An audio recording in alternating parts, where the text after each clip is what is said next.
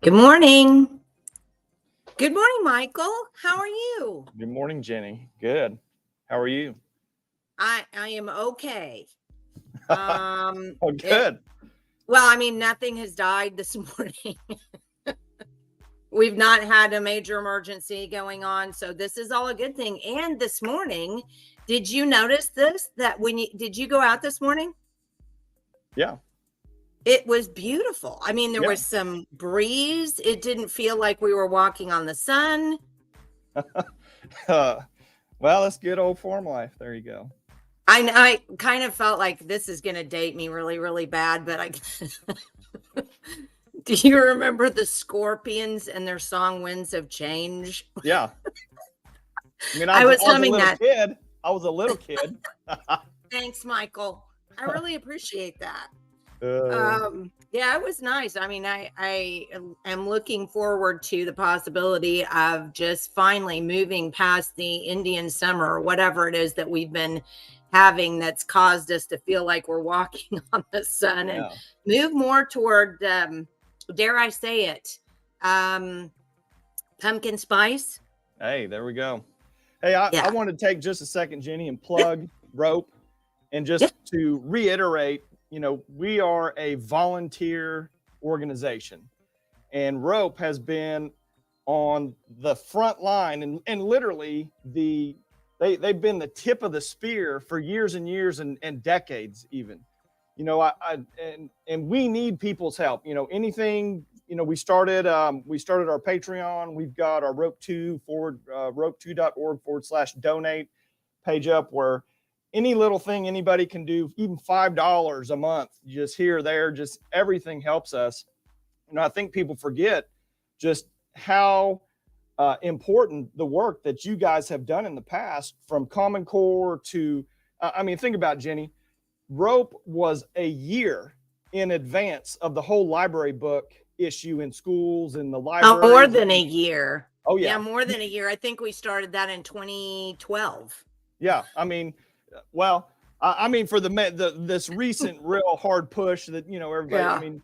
With all the books that everybody read, so it's just, to me, I just want to reiterate, we're a volunteer organization. We're out here, working for families and parents and just our rights against government, in general, especially in education. So I just want to remind everybody, we do need your help in any way you can help us. Well, and I appreciate you doing that. And we have a WordPress bill that's $300 that's due just here any day. So if anybody you can see on the Rope2 donate. If you'll go there, we take PayPal, Venmo, Give, Send, Go, and you can send us a check, and our address is out there because we're completely transparent with everything we do, and you can actually send me a check, snail mail. So let's get on this morning and talk about our guest. Alex Newman is he's kind of like the Buckaroo Banzai of education. He does everything. He writes, he does podcasts, he's been in movies, he writes books. He is probably one of during the Common Core years, he was probably one of the singular people I looked to, because he really started coming into my perspective back in, oh gosh, I don't know, 2010 or 11, somewhere in there, and was all on board with us against this tragedy that they called Common Core, that we now know has been horrible for children, and we have the stats to prove it, and more. So I just want to introduce him. I'm so excited he's on with us this morning, because this guy has more knowledge in his little finger than I have in my entire farm. So I'm so excited to talk to him this morning. So we're going to bring him on and say, good morning, Mr. Newman. How are you? I'm doing great. How are you guys? Thank you for having me. Well, we're so happy that you are on with us this morning, because you are an amazing person, as I was just fawning all over you. You guys are very kind. I appreciate it. Actually, I wrote that down, the Buckaroo Banzai. I've never been called a Buckaroo Banzai, so that's awesome. Thank you, Jenny. Yeah, I was looking at, well, because like I said, I've known about you for a long time. I mean, you were one of the primary voices against Common Core, and so I followed you a lot, and learned a great deal from you, and shared a lot of your stuff. But I had no idea. I mean, you studied languages. Almost by accident. I left America when I was 4 and didn't come back until a few years ago. So I spent most of my life in 8 different countries on 4 continents, and either had to learn or not talk to people. So those are my options. But that's awesome. I mean, yeah. Wow. And what a perspective you would get from living in those countries. And then, I've read numerous times about the fact that people who speak different languages use different parts of their brain, and you can actually consider them more intelligent than other people. I don't know if that applies to me, but yeah, it's just one of those things. Well, it's so good to have you on. And I wanted to talk to you just briefly to kind of start off this morning. Let's talk Common Core, since you were kind of at the forefront of that. Let's talk a little bit about that. So you had the same issues that we had with it, knowing the curriculum, all of the things.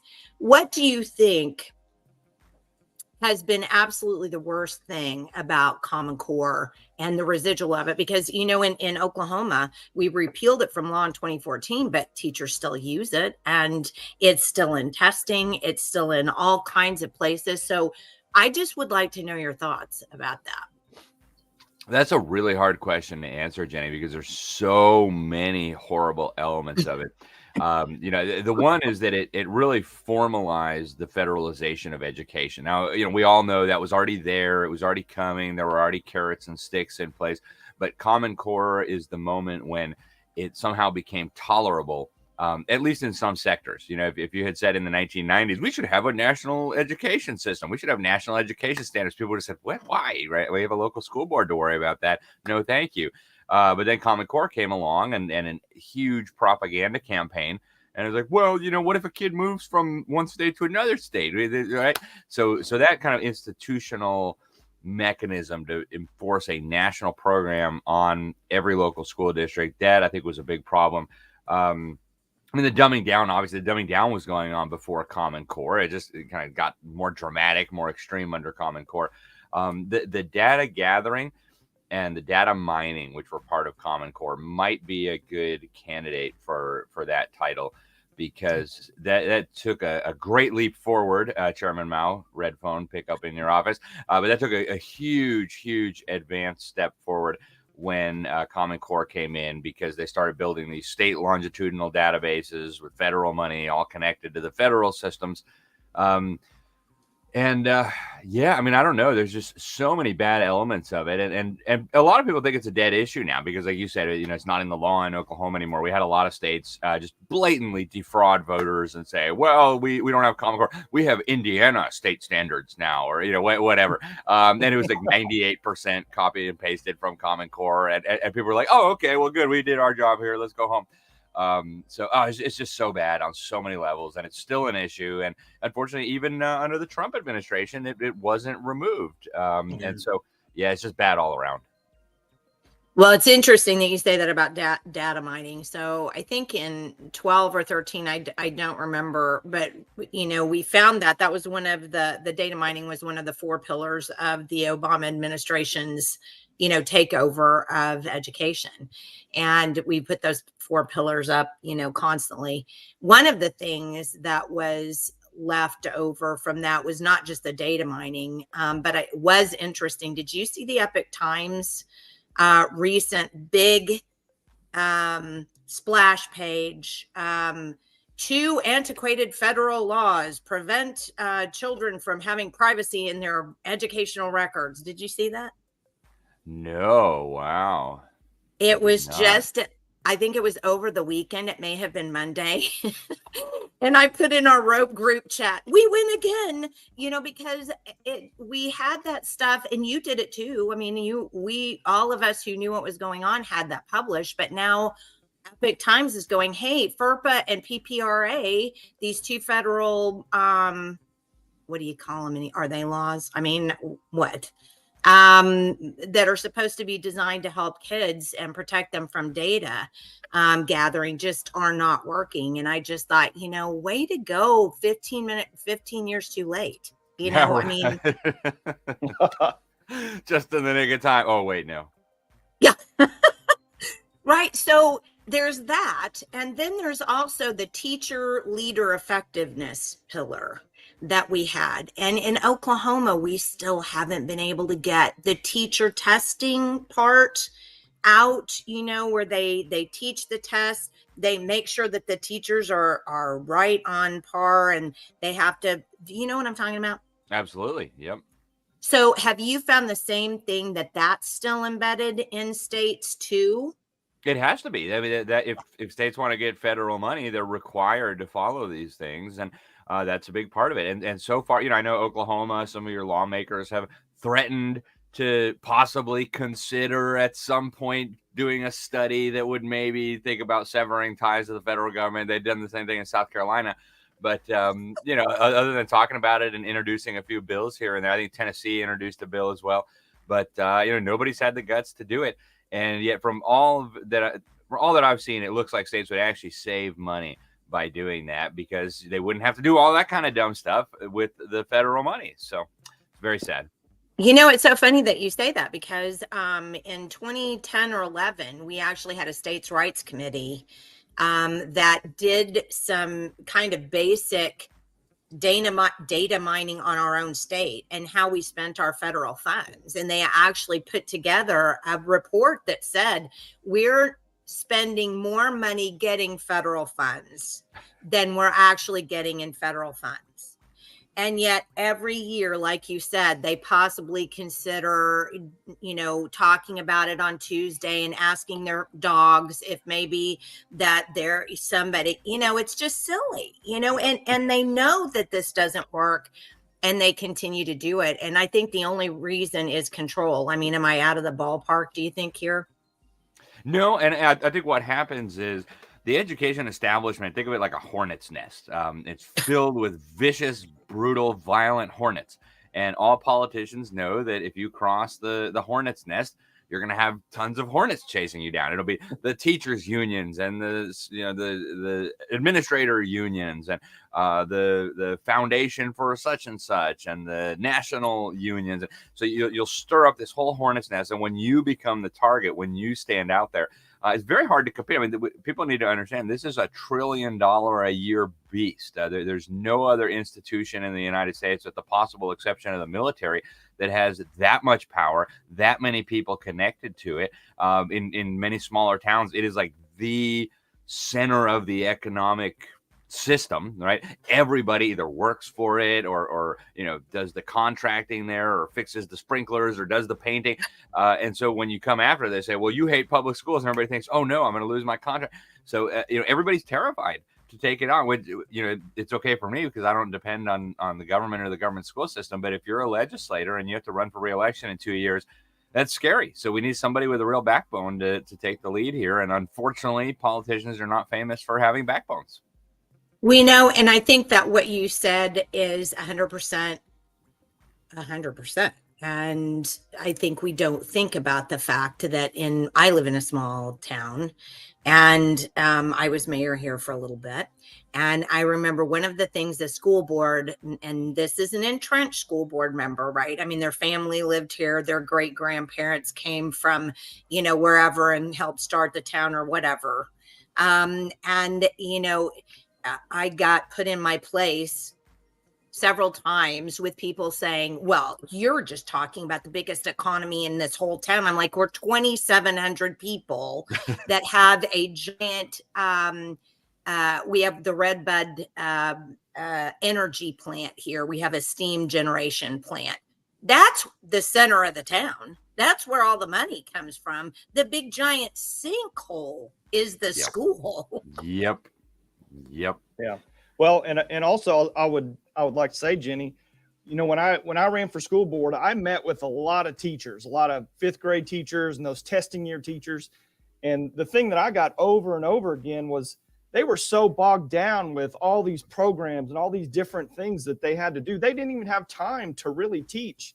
And, they're kind of that attrition level employee where they have to do everything, but they don't get any results. And then we have these reading and math scores like we have across this country, and people are just so content with how things are. It's just unbelievable to me that these teachers just, they know that all these issues are happening, but they're the most suppressed in my opinion, when it comes down to it. I mean, they're so afraid of all the retribution from administration.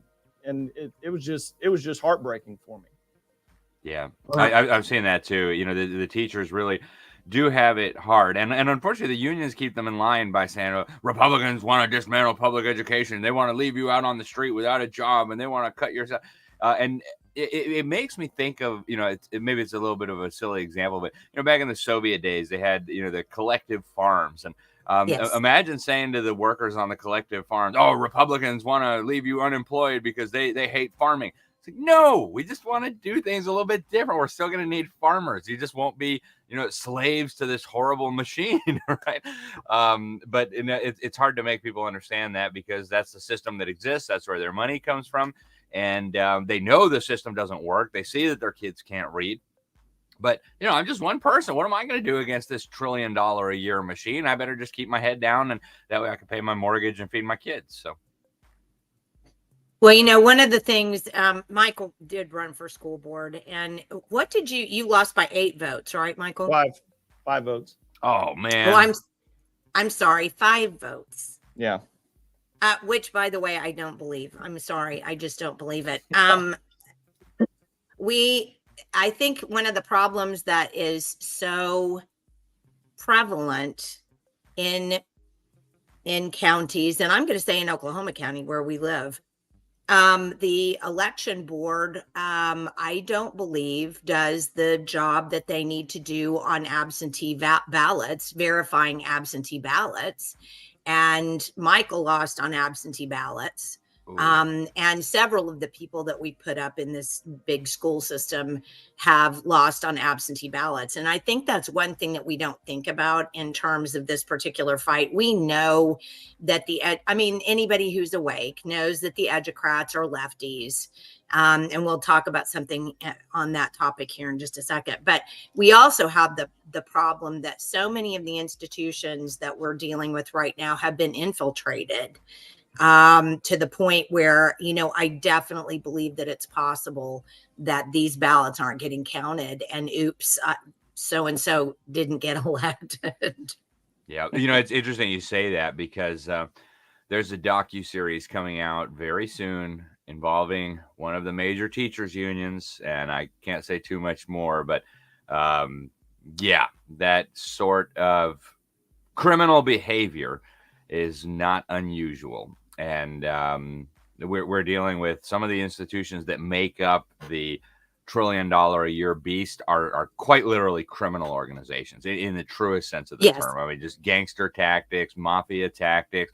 And hey, if you got to, break a few eggs to make an omelet, you got to make the omelet. It's for the kids, right? Come on. You hate kids? Well, I do. I have 5, but I hate them all. Yeah, and that's the standard line. I mean, you criticize anything having to do with the system, and you just hate kids. But and it's funny that you say that, because I'm getting to the point, and I hope where we kind of all are, because people often say to me, well, I'm like you just said a second ago, I'm one person. I mean, what can I do? And that is a lot of the thought process.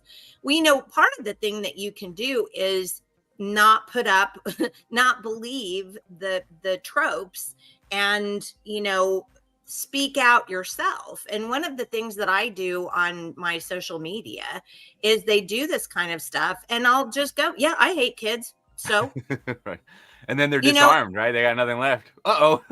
Oh, she knows. Now where do I go? Right. And I think that's what we've got to start doing is, playing their Wordle.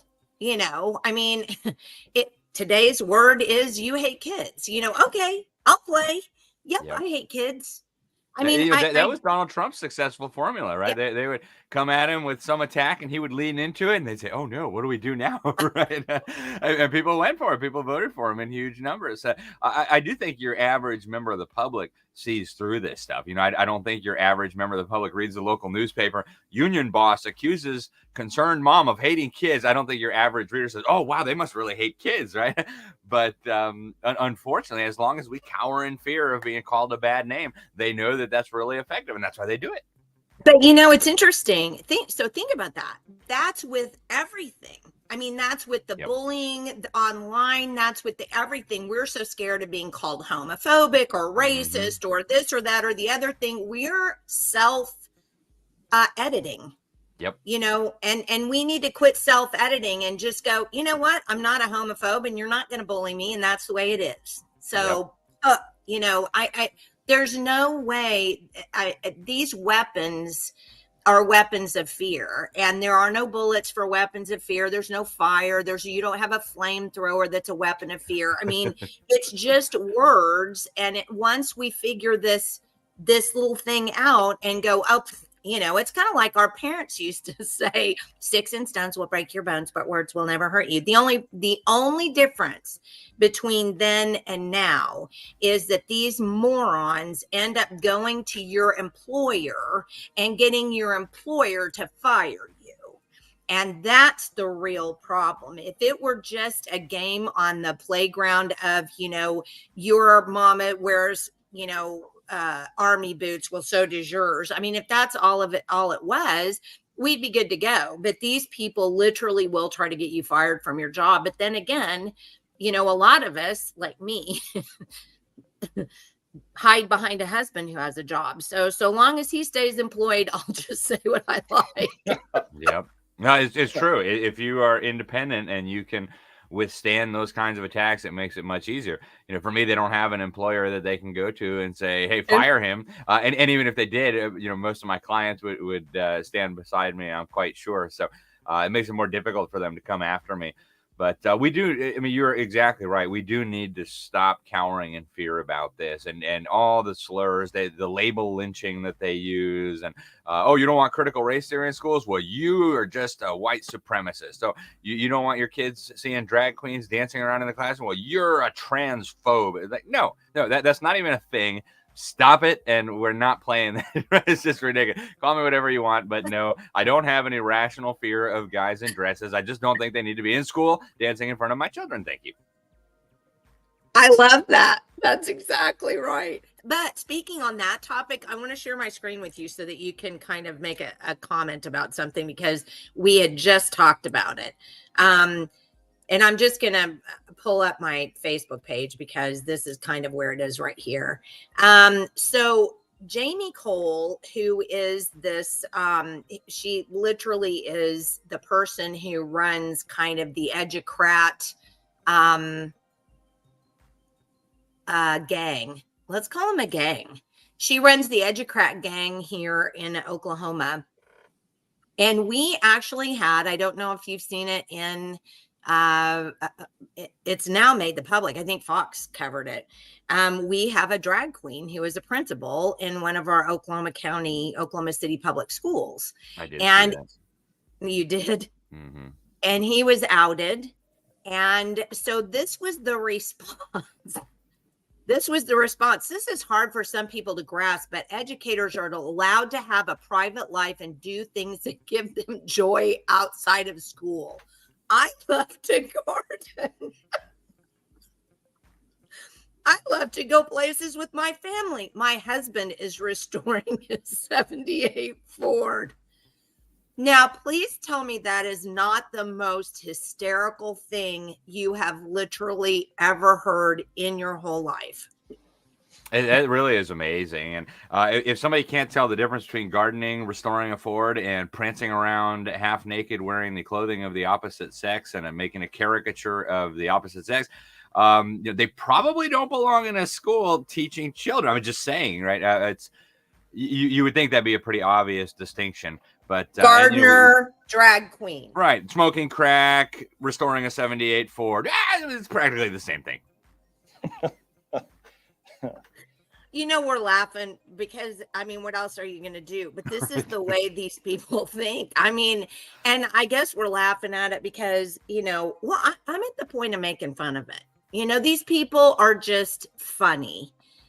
That's such an amount of nonsense that I don't know how you squeeze it into any other thought process other than that's just flat crazy.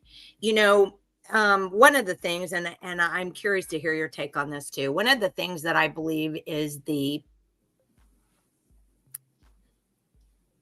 I guess I'm going to say the worst, but right now it's like, how do you determine what is the worst? We seem to find a new worst every day. But I think one of the worst things that we're seeing is this push to make children adults. Because if children can become adults, then they can consent to anything. And once they've consented to something, their innocence is ruined. And once their innocence is ruined, then really their mind is blown and you can do whatever you want with them. You can tell them whatever you want. Again, people have, said that I wear a tinfoil hat. It's just my gray hair, but people have said I wear a tinfoil hat. Does that sound tinfoil hatty to you? Not at all. And in fact, there was a lot of research done on this. I wrote extensively on this in the Epic Times. The perverts that were obsessed with pushing the sex education in the schools, they understood full well what they were doing. It had a socio-cultural political agenda far beyond just, if you want to use that word, encouraging promiscuity among children. We know the effects of this. The federal government knows the effects of this. I've got a few books in my office here. I wonder if they're within grabbing distance. Dr. Anshel Melville. Where is it? But what this does, once they get these kids sexually active, it causes lifelong transformations in their mind that are going to affect them for the rest of their lives. It's going to affect their marriage. It's going to affect their child rearing. It's going to affect their family. It's going to affect every element of their life. And it's harmful in a massive way. But what they figured out, this was 100 years ago, they started with this in, for example, communist Hungary under Georgy Lukács. This was the brief Bolshevik period. They figured out that if you could get kids exposed to sexualized material, you were more effective in breaking down the old social mores, the old Christian culture, the old system of morality. And ultimately, the end objective is not just encouraging promiscuity for its own sake. It's the breakdown of the nuclear family. They figure if they can get these kids fornicating, if they can get these kids consenting to all sorts of perversion, then there's a much lower risk that they're going to get married and settle down and have children and pass on their family values, their Christian culture, their heritage to their children. And that there opens up the way for the Marxists to come in and, as they see it, write on the blank slate of these children's minds and turn them into the new Soviet man, as the Soviets used to say. So there's a very sinister purpose behind this beyond just the perversion and the sexualization of children that people need to understand. And I don't think your average, school health teacher that's teaching this nonsense understands this. They've been trained in their college of education that this is what you do, that this is good for the kids. And they give them all the talk about, well, you don't want them to have lots of extra abortions, do you? And you don't want the spread of STD. You have to teach them safe sex. And so you have to teach 4-year-olds about,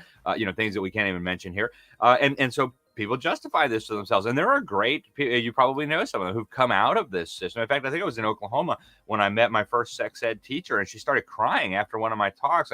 What's wrong? I was doing this for all these years, and now I see what I've done. It's just heartbreaking.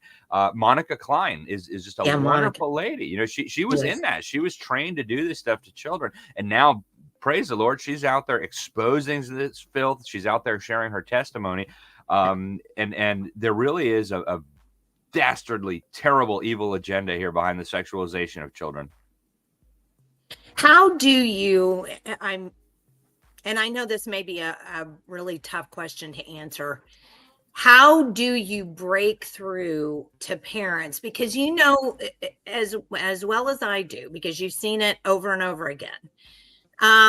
It's always the NIMBY thing, not in my backyard. No, my school is great. My teacher is perfect. Oh, when they love everything about it. But really all they're getting, is it's the script. Hi, honey, how was your day? Oh, it was fine. Okay, see you later. Well, how do you know? I mean, when that's all the time that you get with your kids, how do you know? The only way I ever knew is because I was in my kid's backpack. And this was in elementary school when I was finding all of this stuff and going, oh, no, you're not doing something about global warming. Oh, no, we're not horrible because the Native Americans had, are now on reservations. It's not just white people, you have to stop and address all of these things all the time. And parents, by and large, just aren't. So how do you make them understand what's going on? It's a very good question, Jenny, and I wish there was a simple answer. There really is. I was expecting you to have one. Right. And the problem is compounded because we're now several generations into the brainwashing. And so your average parent, maybe the education education in air quotes wasn't quite as extreme, but they still have a worldview that's been instilled on them that's along the same lines. It may be a little more radical. We didn't have drag queens in school when I was a kid, but I guess this is what the experts say.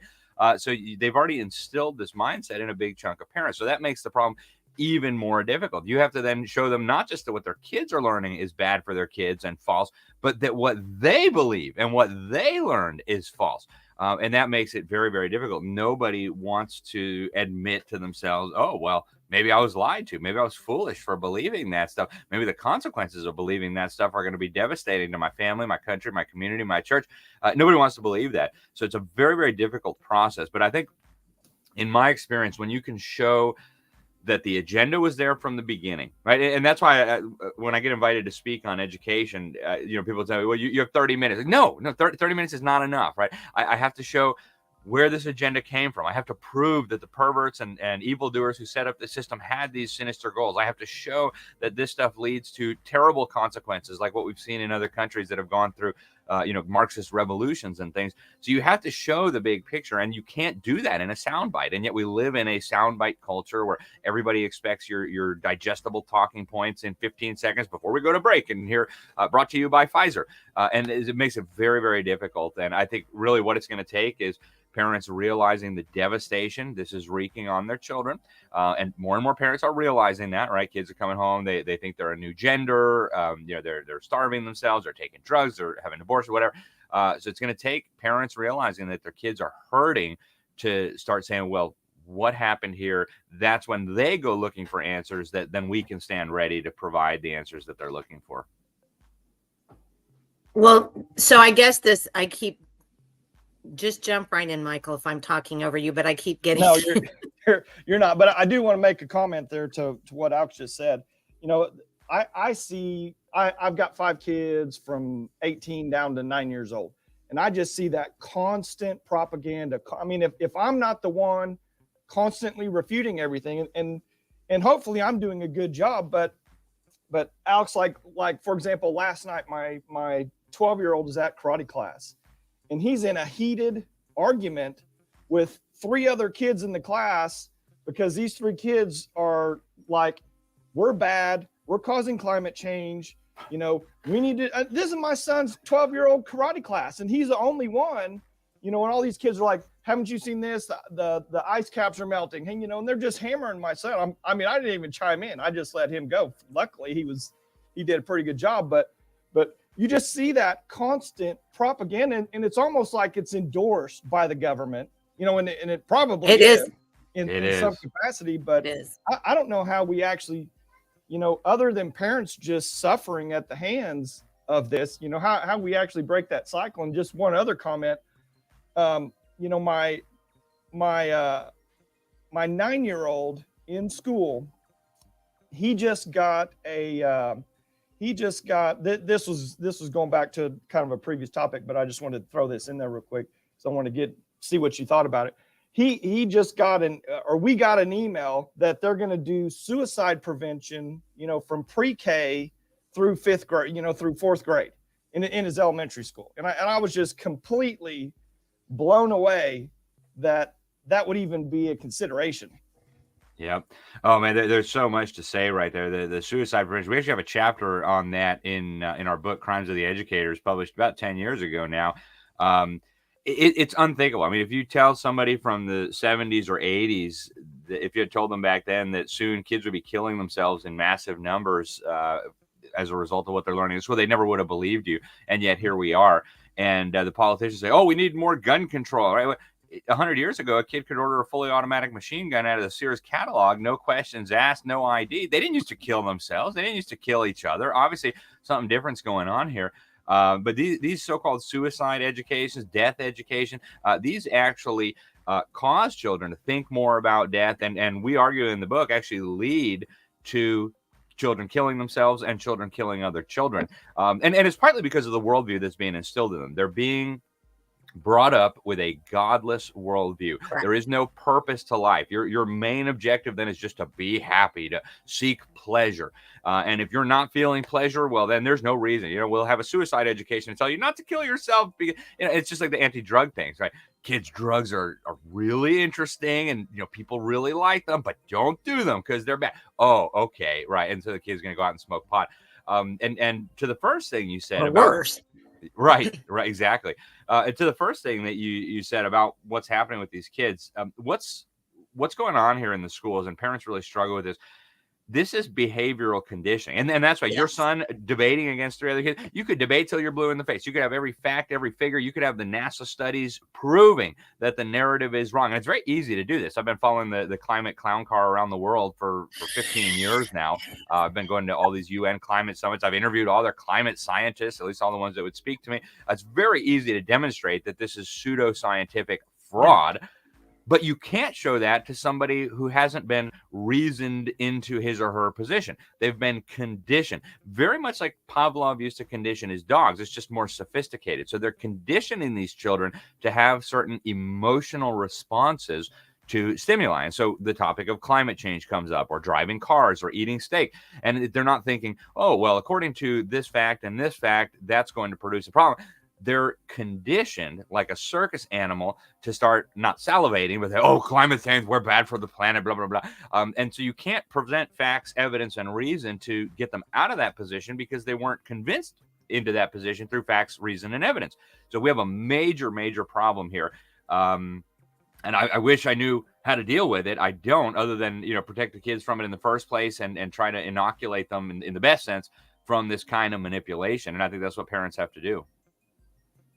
I have to to say that was amazing. And I think I'm just going to clip that and then spread it all over everywhere, because even I hadn't thought about it from that perspective. Not that I'm the, biggest thinker. That's not what I mean. But I'm just saying I do think about this a lot. And that's not something that I had thought about. You cannot convince a conditioned person of anything. You have to counter condition them. Exactly. Yeah. And And that is literally what's going on here, Jenny. If you look at the computer program, they're sitting these kids down in front of their iPad, and they say, here's global warming. What do we do about global warming? And if they get the right answer, if they have the right attitude, little smiley faces pop up on the screen, and happy music and confetti. And, the kid gets a little dose of endorphins, dopamine. Ooh, that was good. I had the right attitude. Just like when they do, what B.F. Skinner was doing with the rat, right, the punishment reward. Then you get the wrong answer. Well, I think maybe marriage is between a man and a woman. Dun, dun, dun. You get the sad music and the sad face. It's very, very dangerous. It's incredibly manipulative. And parents aren't even seeing it because it's on a little device. It's not like in a school book that they're bringing home to show mom and dad. And you have U.S. Department of Education reports where they talk about these kinds of tactics, the feedback mechanisms that they're using to determine whether children are displaying the right attitudes or not. Orwell couldn't have imagined this stuff in his wildest dreams because the technology wasn't advanced enough. And yet all these UN documents tell you in plain English, we're changing the attitudes, the values, the beliefs, the mindsets of these children. How do you do that? It's through behavioral conditioning. Yeah, honestly, that made your whole appearance here so awesome to me, because that put together something for me that I just had, because I've always been a reason person. Anybody will see reason. I can reason with you. Now, I don't do that with leftists. I just make fun of them anymore. But because that doesn't work there. But I've always thought, well, people, you can reason with them, but that explains so much. And I knew that we were conditioning kids, and I could kind of see how we were doing it, but I guess I never even thought. So we've got to come up with some kind of counter conditioning, and we'll have to really think about what that is. But I want to jump into another thing really fast because we're already at 42 minutes. So we just in Oklahoma, and you're going to be so proud of us. We just made an historic investment in public education in Oklahoma, Alex. Millions and millions of dollars, like $720 million. And in public, I mean, I know it's exciting, isn't it? I mean, because we know that the government makes investments, right, right, with our tax dollars. So that's number one, how exciting that is, that we're going to get some return back for our investment. I'm so looking forward to that. But the other thing that I wanted to point out here is, though we tried to stop it and we got it stopped last year, or year before last, we just couldn't get it done this year. We now are going to be giving $7,500 per child tax credit to go to a private school of their choice, because these private schools aren't woke and they're way better than the public schools and blah, blah, blah. So now we have school choice in Oklahoma, universal school choice, as they like to talk about. And Corey, what is his name? D'Angelo. Yeah, Corey DeAngelis, that used to work for the UN, and then scrubbed that from their site. So he's no longer shown as being with the UN. So how awesome is Oklahoma for, and just tell it like it is, for us having this huge investment in public education, and then, making sure that we tax credit $7,500 per child to go to a private school. Yeah, that's a really tough one. I try to say this as gently and kindly as possible, because just I know don't. Right. Well, I mean, I know there's a lot of really, really decent people who ultimately want the same thing as me. They want kids rescued from this fake education, this indoctrination masquerading as education.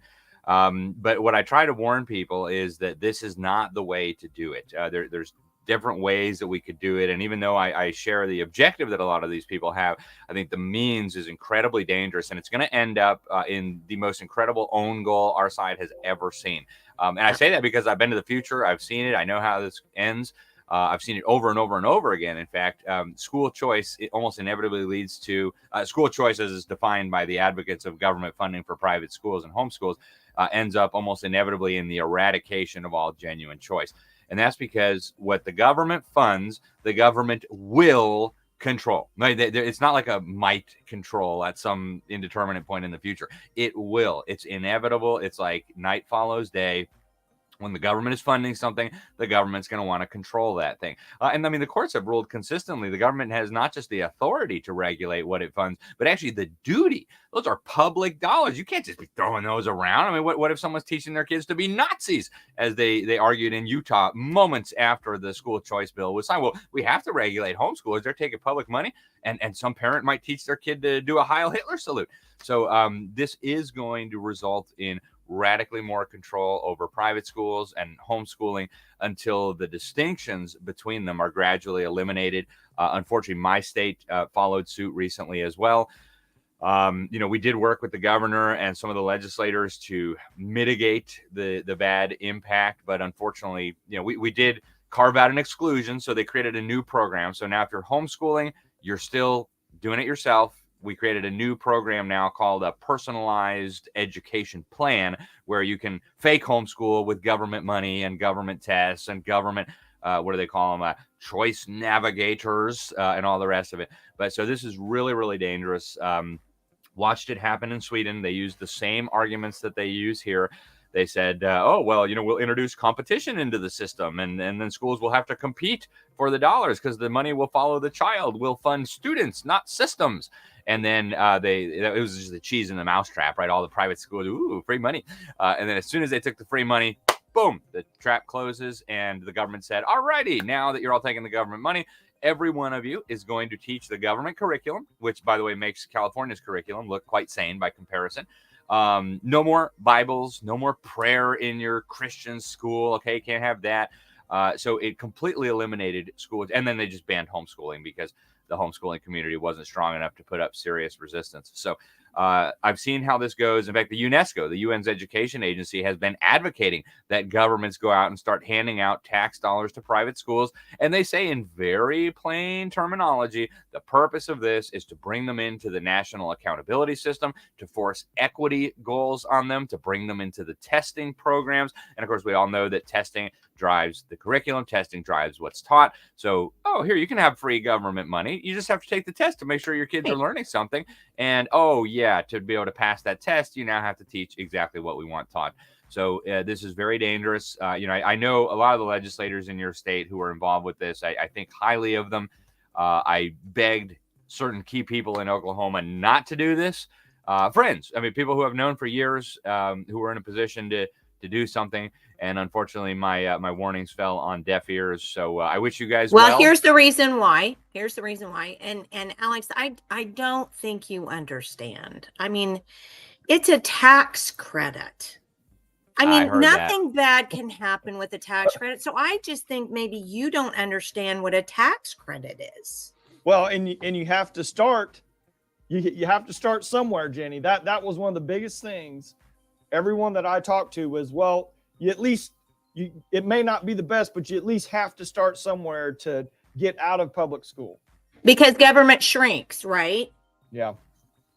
Yeah. Right. And, it's a tough issue because, I understand where people are coming from, right? I literally pay, and I say this a lot, I literally pay more money to brainwash other people's kids than I spend to give my own 5 children a world-class education that is light years beyond whatever nonsense they're doing in the government schools.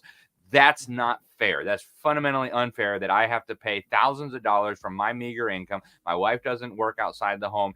We don't have a lot of money laying around to spare, and they want to extort us to pay for brainwashing other people's kids with LGBT. It's grotesque. It's ridiculous. And so I understand the people want to say, no, let me keep more of my own money.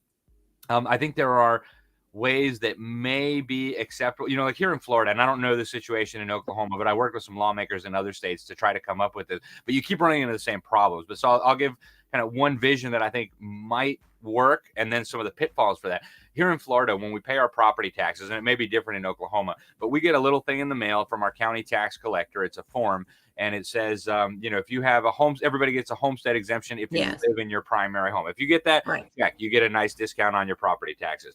Are you the widow of a veteran, or are you a veteran? Okay, check, you get another little discount. Do you are you the wife of, or are you a law enforcement or whatever? Check. So you get little different deductions from your property tax if that's you correct. Criteria. Here too. And so what I said to our governor and to some of the folks in our legislature, as long as we're going to be doing the little boxes, why not just have a box on there that says I'm the parent of a school-age child and I choose not to use my local government public school. Sorry. And then whatever money from my tax bill would have gone to the public schools, I just get to keep myself. No strings attached. It doesn't go to Tallahassee and then come back to me. It's not refundable. So, you didn't have to pay a lot of tax, so we're going to send you a $10,000 check. I think there may be some validity to that. But the courts have ruled on this too. And I've talked to a lot of attorneys about it, and they say, well, that's fundamentally different from the government giving you money, or even the refundable tax credits is still the government giving you money, right? It's like, well, and let me, we're going to give you a check. Go ahead, Jenny. And let me stop right there so that you can kind of tease that out a little bit, because that's what I was making fun of a minute ago. People don't understand. They think that a $7,500 tax credit per child is somehow a tax credit. I mean, I haven't figured out exactly how many millions of dollars in income in Oklahoma you would have to pay to get that multiple $7,500 deduction on your property taxes here, or how big your home would have to be. But I think that's where people are getting confused, Alex, is that what is a tax credit versus a refundable tax credit? Yep. So a tax credit is where they just never take your money in the first place. A refundable tax credit, and the federal government does this all the time. They give you a refundable tax credit where you're not actually paying any money, and they're just sending you a check. It's like, what are you refunding me? I didn't give you any money, right? And so that's called a voucher. Right. It's wealth redistribution, and that's going to come with strings attached, because that is money that's coming from the government that was taxed from other people that's going to you. And that is poison. I mean, I think we need to stand against that, because that is going to inevitably lead to control. If we're talking about tax deductions, like how you don't pay taxes on the money that you tithe to your church, that's another thing. If the government's not going to come in and tell my church what to teach on Sunday as far as doctrine goes. But even there, there are risks, and we've seen it with the 501c3s. You got all these pastors that don't want to say anything about like what the Bible says on government, because, the IRS might get mad and I might lose my 501c3. So there's always a big risk here. And I think really the end objective really should be, we need a separation of education and state. Yes. Why do we want the government to control education? Historically in America, education was in the sphere of the family and to some extent the church. Bringing the government in, even just the camel's nose under the tent, was a really, really bad idea. And the last 100 years should probably prove that to people, if nothing else does. Yeah, no, I absolutely, completely. So just to bounce off of that a little bit more, we have two large private schools in the Oklahoma City area, and there's one large private school in Tulsa.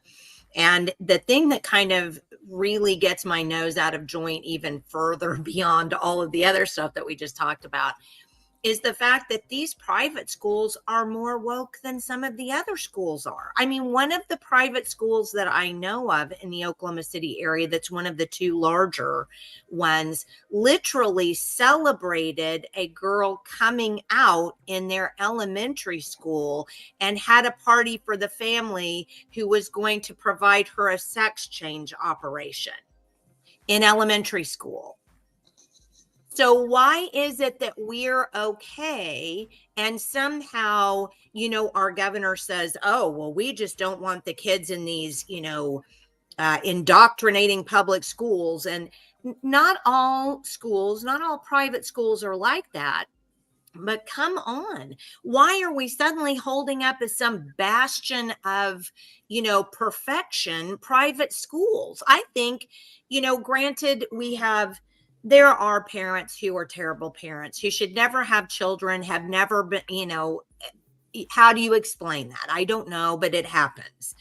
and know that that one piece being completely removed from the equation, 100% of the time, kids are better off in their own households. So why we want to elevate someplace outside of the family for the child to be educated and then have government jump into that fray, to me, that immediately says, bing, bing, bing, government takeover, bing, bing, bing. Because if the government really wanted to protect your liberty, they would do everything they could to keep that child in your home.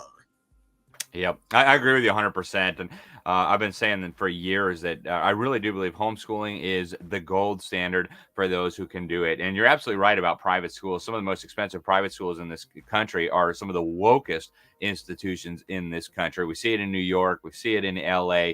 We see it in San Francisco.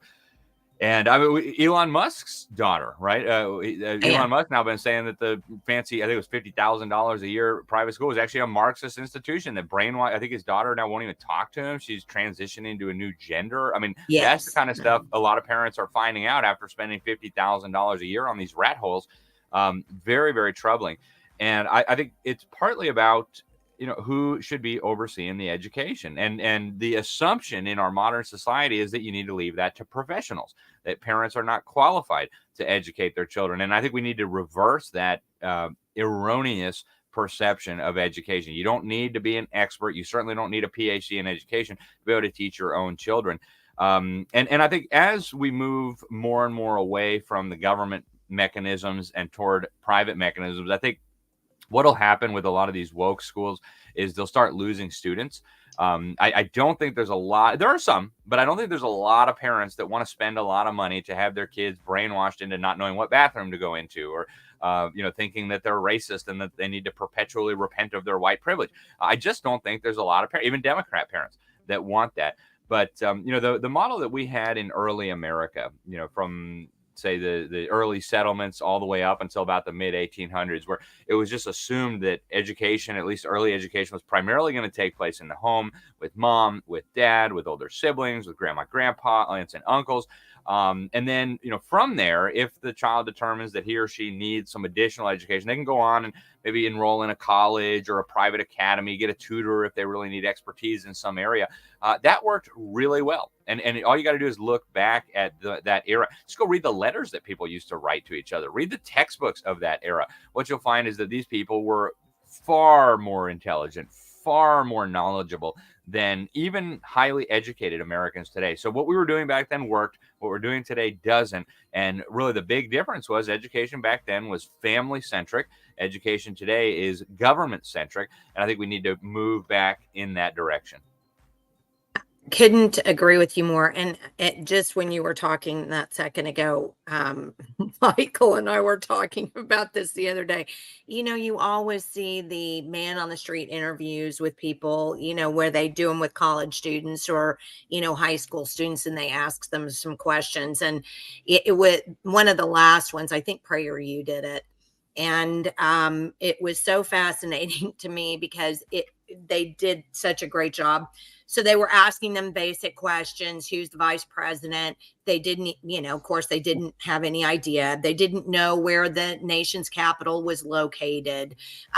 Just basic questions like that. But then the interviewer says, I don't know why I'm laughing. It's not funny. Can you name all the Kardashian sisters? How many couldn't?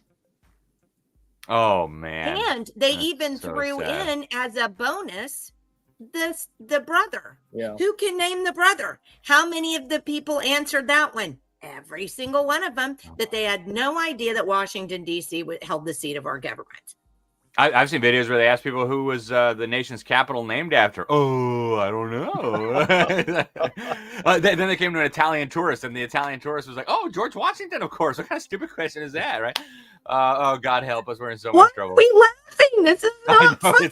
It's so not funny. It's like our country standing at the edge of the cliff, just about to fall over the edge. God help us, for real. I know. I mean, I guess part of the reason why you laugh is it's just simply absurd. I mean, we've gotten to the point where, I brought this to the forefront before, but I just don't see how it doesn't apply. I think everybody, haven't you seen movie Idiocracy? I have. Yep. I mean, honestly, I don't know how you can't watch. Mike Judge was probably, he directed the movie, did Beavis and Butthead and the one in Texas. King of the Hill. King of the Hill, yeah. And he did this movie. And I don't know how you can't watch that movie at this point and just feel like he wasn't Prophet Mike Judge, because we're really getting to the point where, I don't know. We've got to do something to change it around, but what we're doing isn't doing it. So I think Alex kind of made the point earlier. We need to use, some of these tools that we have with our intellect and everything, to where I think in order to make some changes, we need to make fun of these ideas and these issues and point out, these things, and almost, in my opinion, we need to troll these people 10 times, because that just has an effect. Someone might have a light bulb go off, say, oh my God, I can't believe that, because it was so moronic. And that's kind of what those interviews on the street do. I mean, it actually does, I think, wake some people up, but we need to go on overdrive, because I don't know if we have the time to do the reconditioning, out of where these people are right now. It's mind blowing. Yep. Hey guys, I hate to be a party pooper, but I have another engagement that starts right now. Okay. Yeah. Well, thank you so much for being with us, Alex. I really appreciate it. And God bless and safe journeys. Thank you so much, guys. God bless you. Talk to you soon. Take care. Okay. Bye-bye. Bye.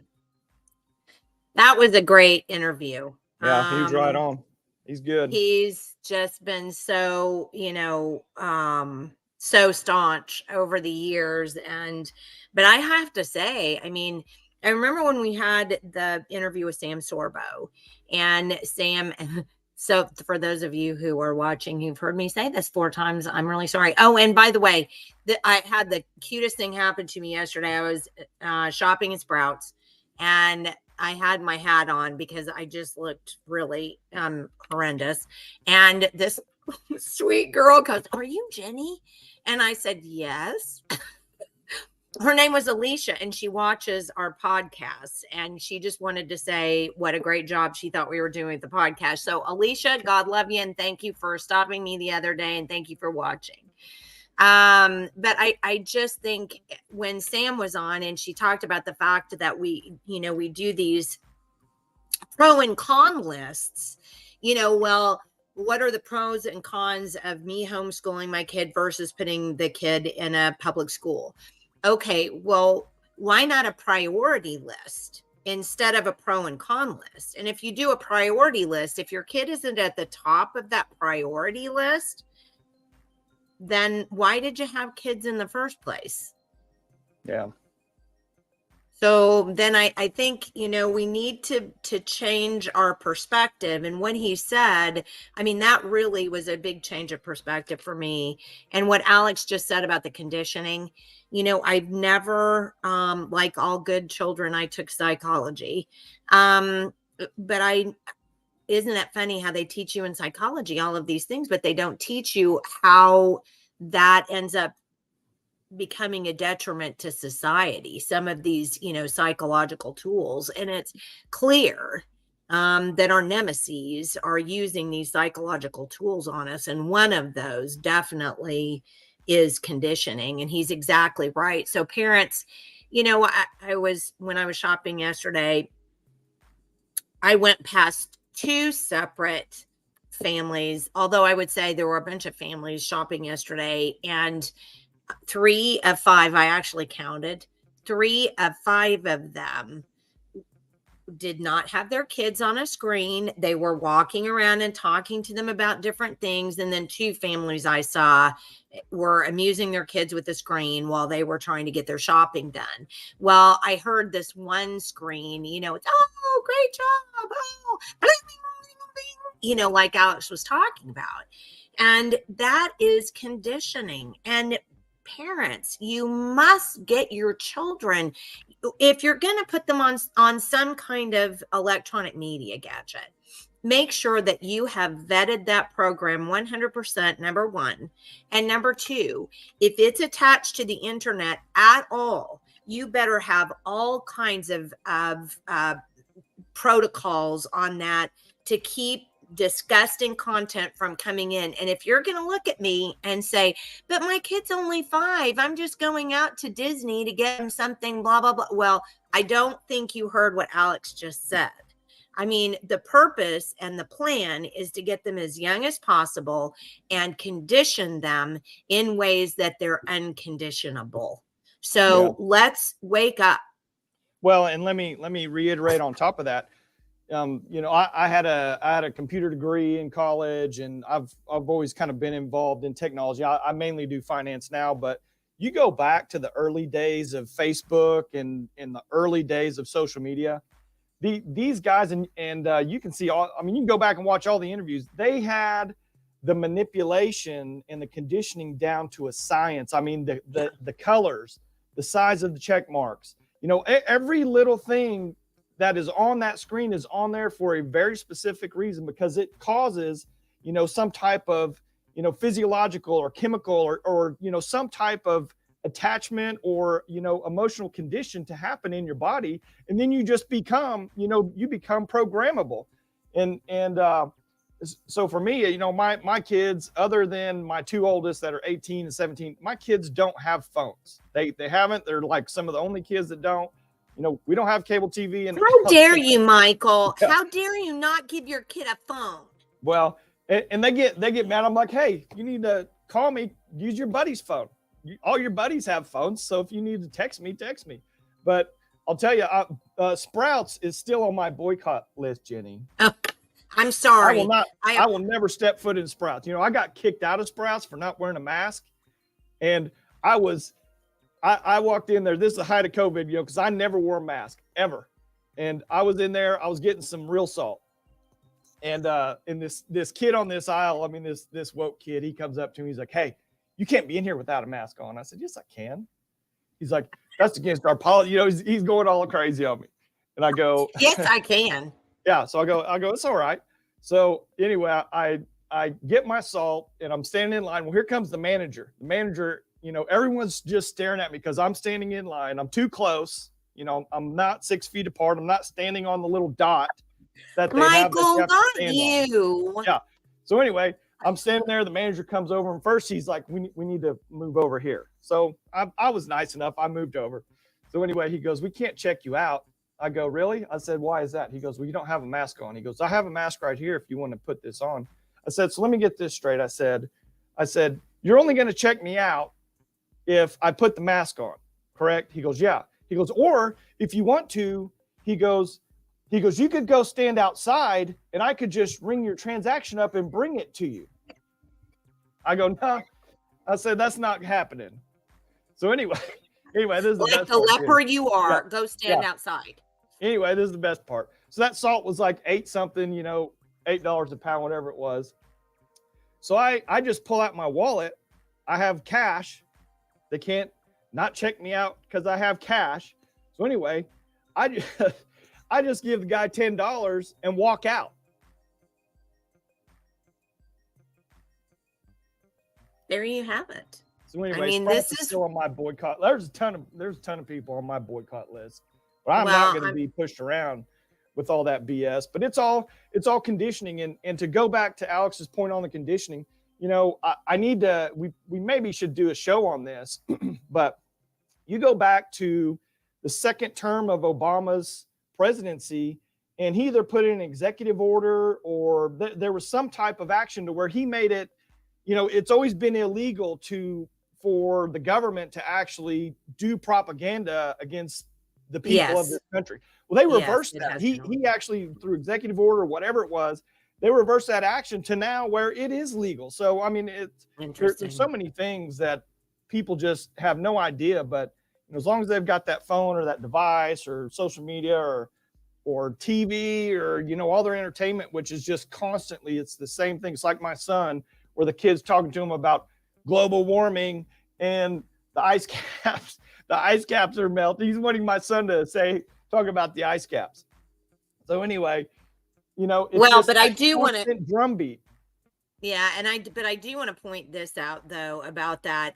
Not every child is Michael's, and if you're a Christian thinking that you send your child to school to be salt and light and lead others, to Jesus and that kind of thing, 9 times out of 10 that's not happening. And what ends up happening is, children are children. That's why they have adults. That's why we don't call them adults. Children are children. They're not able to stand for their beliefs in front of their peers who are more important to them than their parents for many, many, many years of their lives. So, that notion needs to be scrubbed immediately. You're not going to send your child to school as an emissary for Jesus and have that work out in your favor nine times out of 10, because 9 times out of 10, the school is working way harder than you are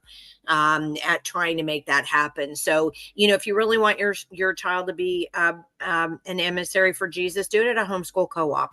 Yeah. Well, Denise Roberts, I think, is who you had on. She was talking about that socialization side, right. And how important that is, to the development of the brains in the first place. Yeah.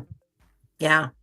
So, I mean, the whole point of the matter is that, socialism. I think that was a Freudian slip if we've ever heard one. Socialization of children, it happens in the family. It happens at the family level.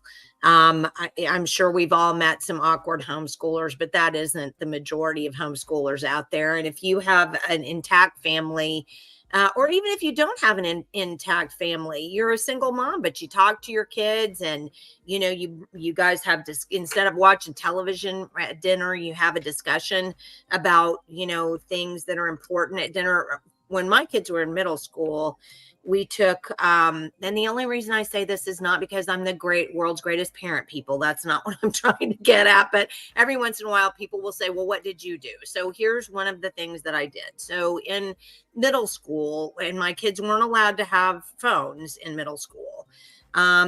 What we did was there was a little book called George Washington's, something of ethics, and it was a little ethics book. And so we would sit down in the evenings at dinner and we would read a little Bible verse, but then we would read these ethics problems, and they were really super interesting. They went all the way back, I think, to like the late the turn of the 18th century.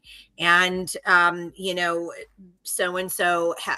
you learn something a little bit about history, but then you also got you had the opportunity to talk to your kids about ethics. What do you do in this situation? And I'll tell you, we had some very interesting discussions over that topic. But that's, most of you who know me know that I'm not a sports person. I don't care for sports. I participated in them when I was in high school, and I'm an athletic person, but they do not belong in school. They don't. That's a separate activity. And the fact that you're allowing your property to be indebted so that you can say you have the world's biggest football stadium is really stupid. And I'm sorry for calling you stupid, but I can't fix that. I mean, that's not what's important. What's important is your child learning to think and reason on your own, on his or her own, and to be able to see through propaganda, be able to understand programming when they see it so that they don't end up getting programmed like Alex was talking about. So there are 100 things that are more important than sports. And that old ideal of, but sports teaches team spirit. Well, team spirit is socializing. I mean, it's you're coming under a group to do one thing under one person with one goal, which is socialism. So, I mean, and I know everybody's going to go, oh, that's just crazy. And I love it when you talk crazy because, okay, fine. Well, I get it. But you go. I mean, I'm right there. I mean, Jenny, I used to be a huge sports guy. I mean, I played golf in college, you were a big golfer, bud. Yeah. I played all sports in high school and all that stuff. I mean, yeah, there is a point of competition that I appreciate about sports. But as far as when you look deeper into it, I mean, it goes back to the Romans, given bread and circus, that's what sports are entertainment ultimately, but at another level, just like education, this is exactly how I think about education. I tell my kids this all the time. Education doesn't teach you to be an entrepreneur. It doesn't teach you. Our modern day school system is about creating an automaton. It's about someone that will use their, all they do is teach you how to memorize stuff so you can go work and be an employee for someone else. And that's the exact same thing with the team.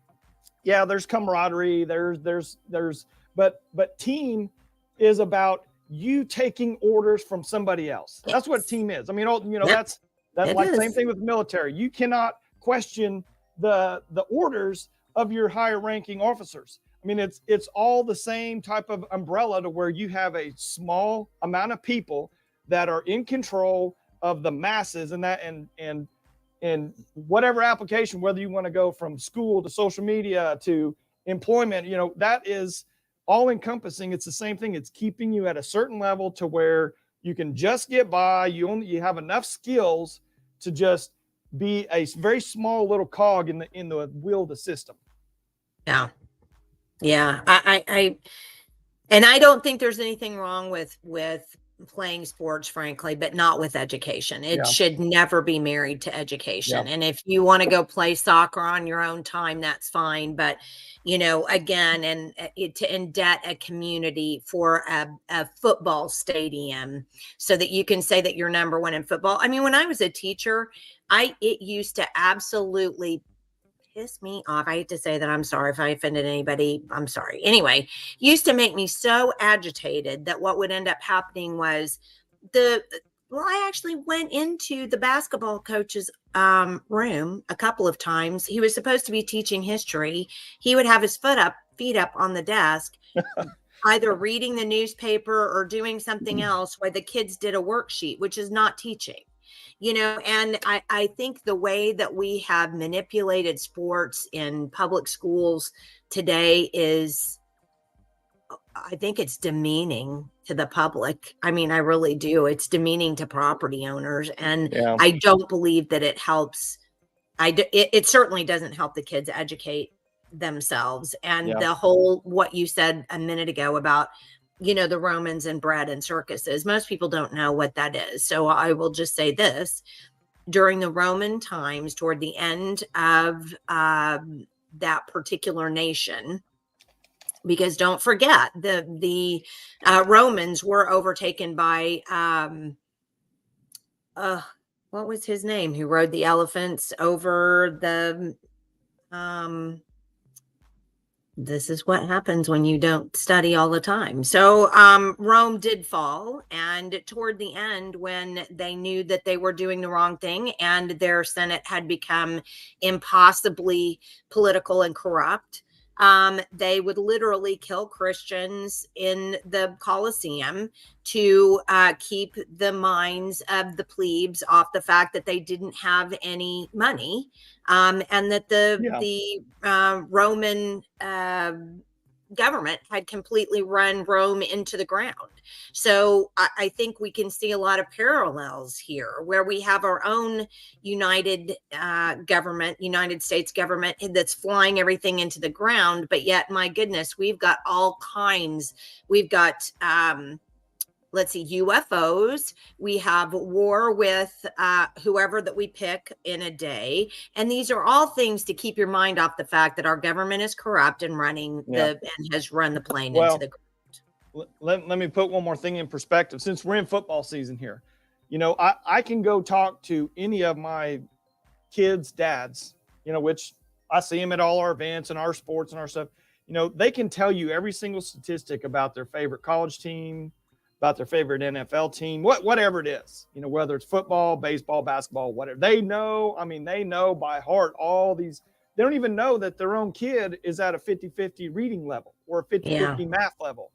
And that's, but that is just the programming or conditioning by society. I mean, ultimately, because school, in my opinion, You go to school for academics, period. You do not go to school for anything else except academics. And that should be the only thing in there.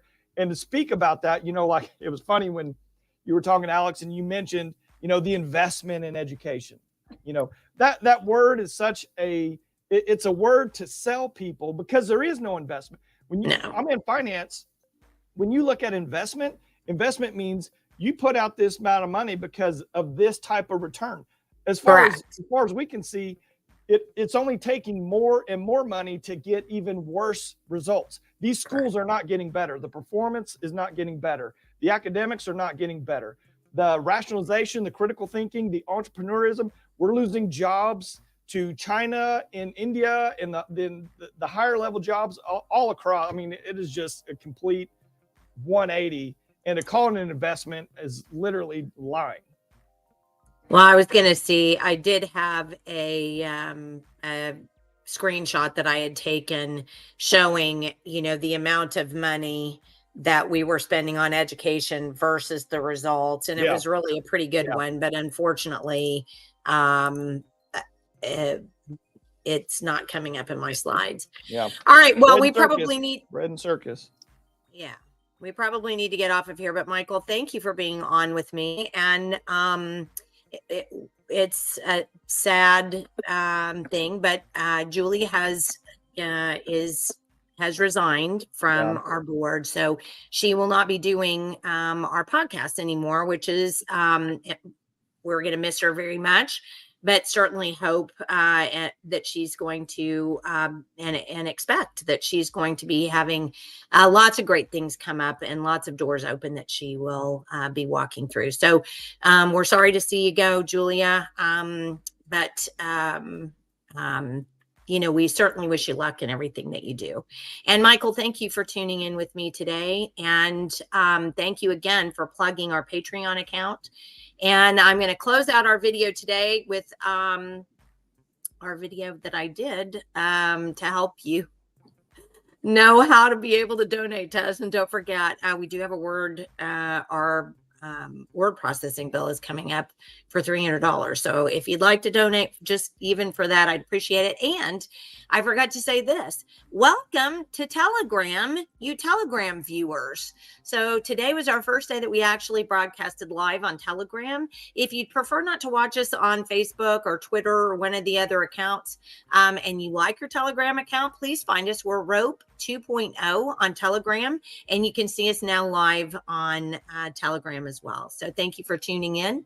And Michael, God bless you, and thank you for joining me. And we will see you again, hopefully on Friday, when we have Teresa Mall, who is going to come and talk to us about her book, How to Woke Proof Your Life. And it's quickly becoming a national bestseller. So we're super happy to have her on. So have a great Wednesday today, and we will see you again on Friday morning at 9 a.m. So thanks for joining us. Bye-bye.